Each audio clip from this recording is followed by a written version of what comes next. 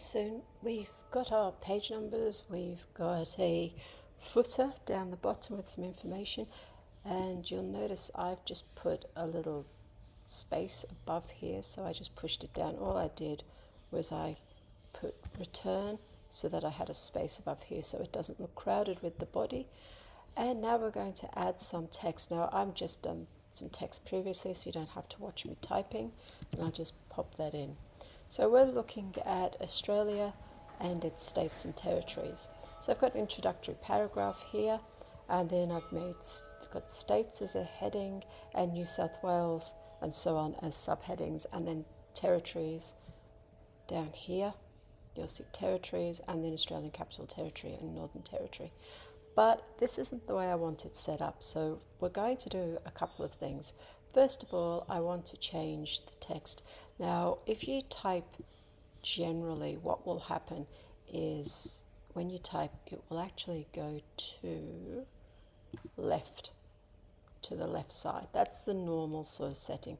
So I changed mine to justified, and when you do that, all you do is you update the body. It will come up and ask you. So for instance, let's imagine you've got an essay and the general style is that you have to have 2 lines worth of spacing.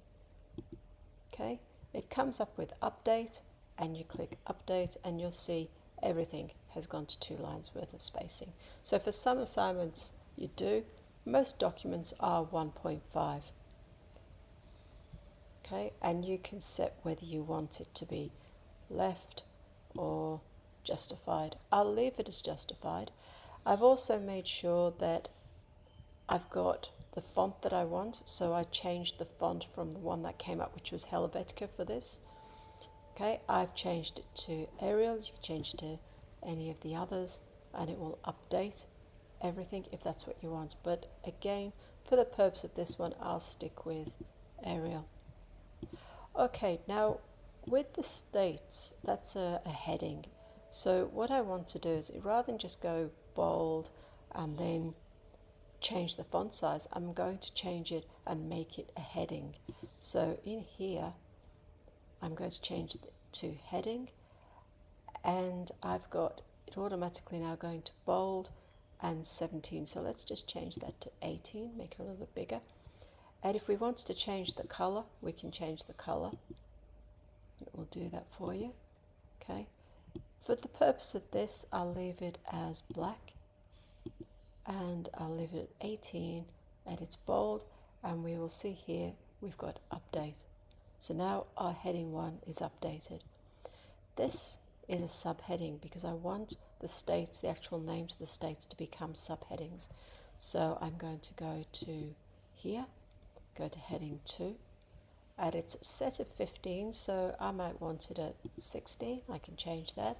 I could change the color, I can change the position. It's all nice and simple to do, and you just click update. Now where this becomes useful is when we're doing the actual table of contents, which you'll see in a minute. So I'm going to very quickly just make all my state titles have heading 2. Okay, we'll do heading 2. Oops, make sure I don't do that. Heading 2. And Tasmania is going to be a heading 2. And Victoria, heading 2. Western Australia, heading 2.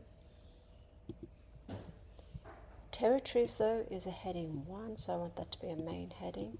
So I'll just make that heading. And then Australian Capital Territory, I want that to be a heading 2. Same with the Northern Territory. That's also a heading 2. Okay, so we've now got these with their relevant subheadings and headings. And what we are going to do is insert a table of contents. So to do that, I'm going to insert a page break. Again, that stops this moving as I add information up here. And then all we need to do is click here. We go insert and then click on table of contents for the whole document. and it's generating it for me. Now notice it's only brought up the 2 main headings, so I have to customize what I want to see in my table of contents. So I click Customize Styles and I click the ones I want. I'm also going to put heading 2 just in case I want that as well. Okay. Now this of course doesn't look quite how I want it because I want it to show subheadings. So we're going to go the main headings, we're making them bold. So I'm going to do bold, and I want it to have the dots going across. So I go down to here and I can actually change that where it says leader, click from none, click the little arrows. You can change to any one of these. You can do this, which don't see many people using. Some people use a line. I tend to use the dots because that's general conventions that you see. Now we're also going to change our subheadings. I want that to indent a little bit, so I'm just going to indent to 1. Do I need it bold? Probably not, but I'll do it for the purpose of this. Bold, but I do want those dots down here. So I'll go into the leader section and I'm going to put the dots in. Okay. And this will adjust. So if I decided, let's push that down too much, there we go. If I decided to have each state on a different page, and I insert page break to do this, of course, insert page break, because I might want to put diagrams and images in and I just want to have them separate, I can do that. So we'll insert the page break, and you don't need to do this for each heading, but I'm just doing this to show you. Insert page break, Victoria, insert page break, and we'll do the same for Western Australia, insert page break, and for the territories we'll do the same. Okay, we'll leave the Australian Capital Territory there, put the Northern Territory on the next page, page break. Okay, we go back up and you should see that the table of contents has actually updated. Okay. Now what I will do though is I'm going to give this a heading, table of contents. Now the reason I'm not making this an actual formal heading using this is because if I do, it will show up in the table of contents. So all I'm going to do is match the heading style. So just move it up to here. I'll make it bold as I did, and it's Arial, same as everything else. And I don't want to update the body because I want the body to stay the same. So now we have this all set up. I've just moved it down for presentation purposes. And there we go.